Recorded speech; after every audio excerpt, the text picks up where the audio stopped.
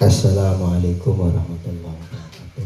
Waalaikumsalam warahmatullahi wabarakatuh. Pertama saya ingin mengucapkan terima kasih pada para narasumber, terutama Habib Ja'far yang sudah berkenan rawuh di RJ Cafe ini. Yang sebenarnya RJ Cafe ini hak miliknya saya. Jadi yang mengelola adik saya. Jadi saya sengaja datang dari langsung meluncur saya ketika di sini akan ada acara yang seperti ini. Selain karena saya melihat profil dari masing-masing ini menjadi sangat menarik ya dalam konten dakwahnya, yang tidak kalah pentingnya adalah kepada Habib Ja'far.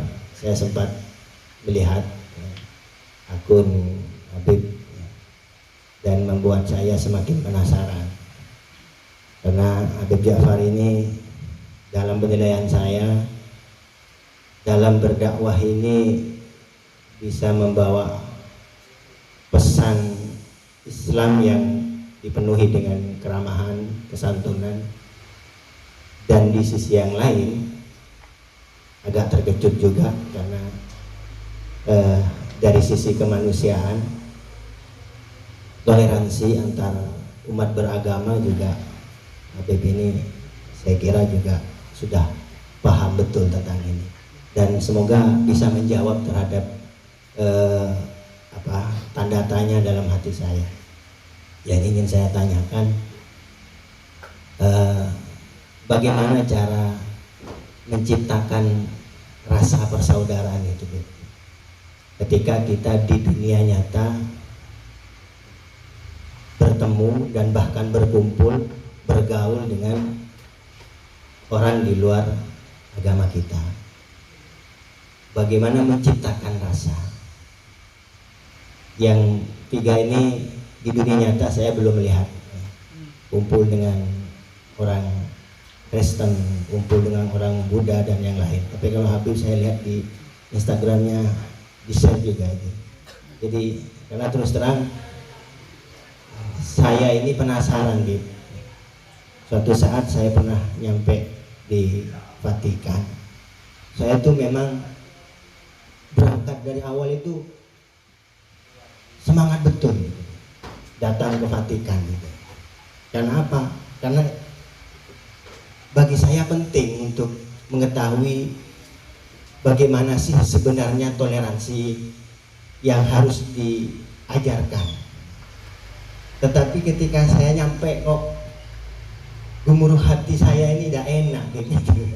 Sehingga awalnya saya pengen masuk ke dalam Vatikan itu, akhirnya saya di luar aja, itu cuma nonton aja.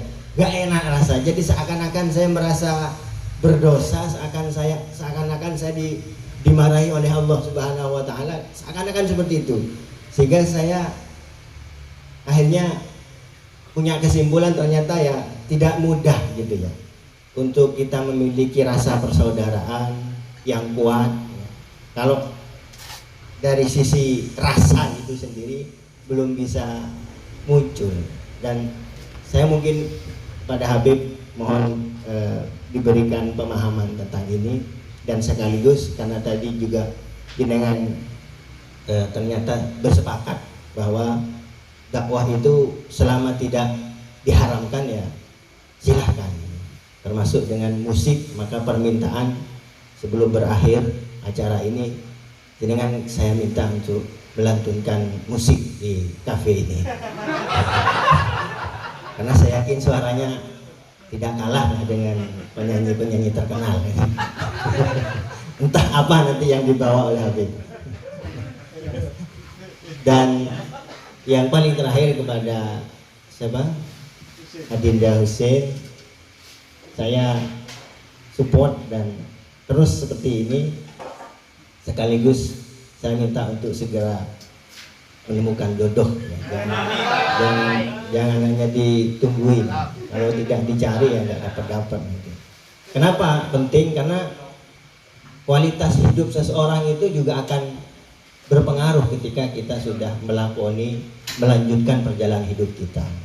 Jadi saya tidak yakin bahwa setelah menikah followernya akan bertambah, tapi bisa akan berkurang nanti. Gitu. Maka harus ada tantangan-tantangan ke depan. Saya kira itu dari saya. Terima kasih sekali lagi kepada semua, terutama kepada Habib Jafar. Akhiran, assalamualaikum warahmatullahi wabarakatuh.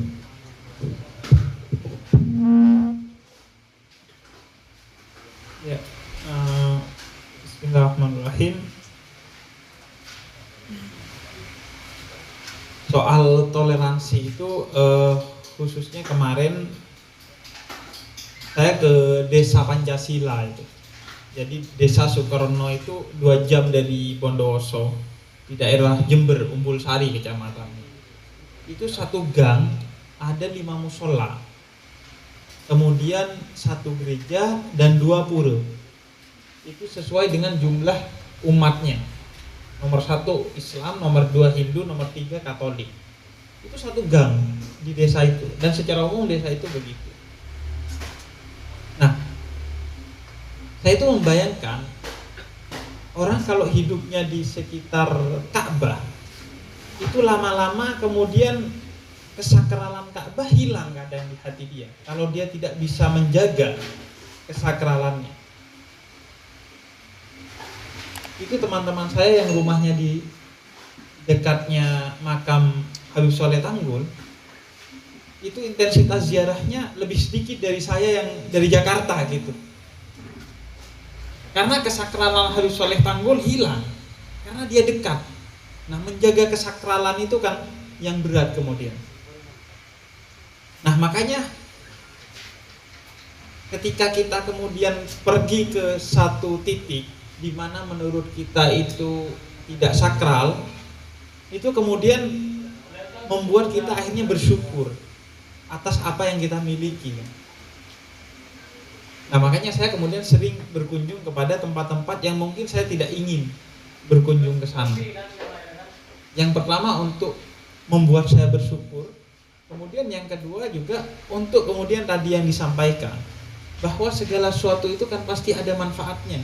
Gusti Allah bikin, nggak ada yang nggak ada manfaatnya, pasti ada manfaatnya.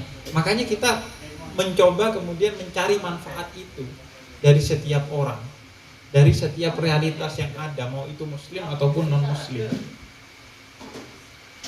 Coba dicari manfaatnya, bukan untuk siapa-siapa, untuk diri kita sendiri, agar kita nggak suudzon kepada orang lain. Saya itu dulu melihat Coki itu monster sekali. Ini orang kok kayak monster ya, kata saya. Saya ketika kemudian dekat, makin dekat kata saya, ya gak monster-monster banget. Ketika sudah dekat, justru saya melihat diri saya kayaknya yang monster ini. Karena dia gak punya agama tapi bisa berbuat baik kepada orang lain. Saya sudah dididik agama, masih perhitungan untuk berbuat baik kepada orang lain. Dan dia dengan enteng bilang, kalau seandainya surga gak ada gimana, Bib? Saya dengan pede bawa kata-katanya Robi Adawiyah, saya beribadah bukan untuk surga. Walaupun saya bohong, ya pasti bohong. Saya ibadah untuk surga, masih levelnya kan di sana. Kemudian kata saya balikin ke Cok, gimana kalau surga ternyata ada, Cok? Kemudian kata dia, saya yakin Tuhan kamu adil, saya akan baik di dunia, pasti dimasukin ke surganya, kata dia. Anda sudah gak nyembah minta belas kasih. Ada, ternyata enggak. Dulu saya tuh melihat di YouTube, kayaknya dia angker sekali. Tadi saya ngobrol sama Husin soal Keanu, ada Keanu di mana di Instagram. Itu saya nggak kenal sama dia. Ya kayaknya angker kan saya. Tapi Husin cerita, ya orang yang punya nilai-nilai positif, nilai-nilai kebaikan. Makanya saya bilang bahwa tak kenal maka tak aruf. Orang lompat kan, tak kenal maka tak sayang. Lu kasih ta'aruf di tengahnya. Tak kenal maka ta'aruf maka sayang. Tidak kenal kan, kita akan cenderung membenci sesuatu yang tidak kita kenal. Maka itu saya coba cari perkenalan itu kemudian dengan berbagai referensi itu untuk diri saya, sekaligus juga untuk menguji iman saya kan. Karena kan Allah yang bilang jangan menganggap beriman kalau nggak pernah diuji gitu. Dulu pertama masuk ke rumah non muslim melihat salib bergetar hati saya. Sekarang halah cuma salib gitu. Makin mantap kan iman kita. Dan saya yakin bahwa kalau kita memang beriman secara mutlak kepada Allah, maka semakin melihat perbedaan semakin menambah keimanan kita. Justru itu ujiannya kita kan. Karena kita harus jujur bahwa iman kita itu warisan. Saya ini kan muslim ya karena ayah saya muslim gitu. Dan karena juga gak pantas kalau Habib gak muslim kan. Masa Habib gak muslim? Jadi dengan toleransi itu akhirnya saya belajar Islam, bukan belajar agama lain. Belajar bagaimana saya independen, berdaulat dan merdeka dengan iman saya. Saya coba itu battle iman dengan berbagai komunitas itu, dengan Hindu, Buddha dan lain sebagainya. Dan dari sana saya semakin yakin karena saya dapat perspektif lain. Misalnya saya belajar tentang ajaran di Sufi itu kan kalau bisa makan itu dikurangi, khususnya makan daging-daging buas itu kan sebaiknya dikurangi. Itu saya belajar kedalaman ilmu itu justru ketika ngobrol sama tokoh Buddha, karena mereka vegetarian. Itu mereka ngasih masukan dan lain sebagainya. Makin beriman. Nah makanya itu pada akhirnya kepedean kita, pede nggak dengan iman kita. Nah kalau kita masuk ke ruang yang bukan ruang kita, kemudian iman kita goyang ya, berarti kita harus kemudian memantapkan, itu kan introspeksi. Makanya Tretan Muslim itu sering cerita ke saya Bib, pernah masuk gereja saat mereka ibadah, saya mau ngetes iman saya. Pas keluar saya tetap beriman kepada Islam. Oh iya sih, padahal kamu dengar nyanyian gereja, iya, saya tetap beriman. Kok bisa? Ya karena saya masuk gereja pakai headset. Yang saya dengar selawatan. Nah kita kan sudah iman warisan ini, mari kita kemudian uji. Dan yang terpenting karena itu juga jangan lupakan, itu perintah Allah. Toleransi itu kan perintah Allah. Untuk kita fastabiqul khairat itu kan perintah Allah gitu. Bukan fastabiqul haq. Orang itu berlomba-lombanya dalam kebenaran, bukan dalam kebaikan. Padahal Allah bilang berlomba-lomba dalam kebaikan, bukan dalam kebenaran. Makanya akhirnya ya saya memperbanyak itu hubungan dengan orang lain yang berbeda untuk juga ya bekerja sama gitu. Makanya selain juga saling mengenal, penting juga untuk bekerja sama. Itu untuk semakin meruntuhkan kecurigaan kita pada orang lain.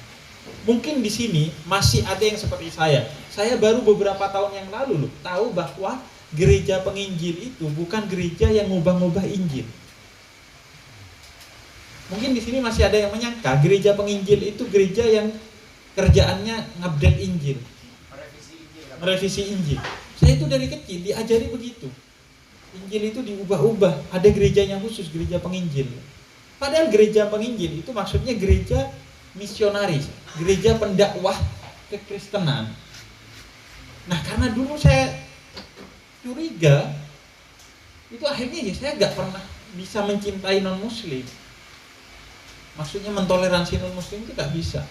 Tapi setelah saya kenal, akhirnya ya jadi oke gitu. Misalnya konsep tentang Trinitas itu, Tuhannya kok 3. Itu kalau saya dari kecil kan diajari Tuhan mereka 3 gitu. Nggak pernah konfirmasi ke mereka. Akhirnya konfirmasi, ya akhirnya kita bisa memahami lah bahwa oh begitu iman dia, dan akhirnya kita oke dengan iman. Dan yang terpenting juga kerjasama, saya pikir ya, membangun gotong royong itu, tabaruk itu, saling bergotong royong. Karena kan itu nggak dilarang dalam Islam.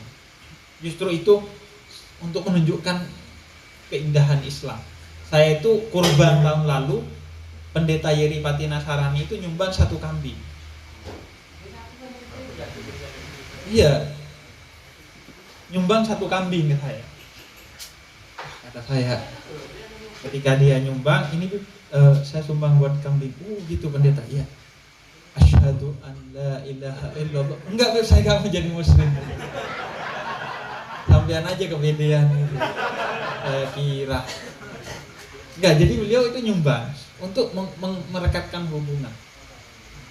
Posisinya ya hadiah aja. Selesai. Saya juga begitu kepada beliau gitu. Ketika beliau merayakan hari rayanya Natal misalnya, saya berkirim hadiah kepada beliau. Dari sana kemudian saling terbangun kehangatannya, dan tetap dengan jalan masing-masing gitu. Dan saya gak pernah khawatir, saya sangat yakin pada iman saya, makanya gak pernah khawatir dengan itu. Malah jangan-jangan pendeta Yeri yang khawatir dengan saya.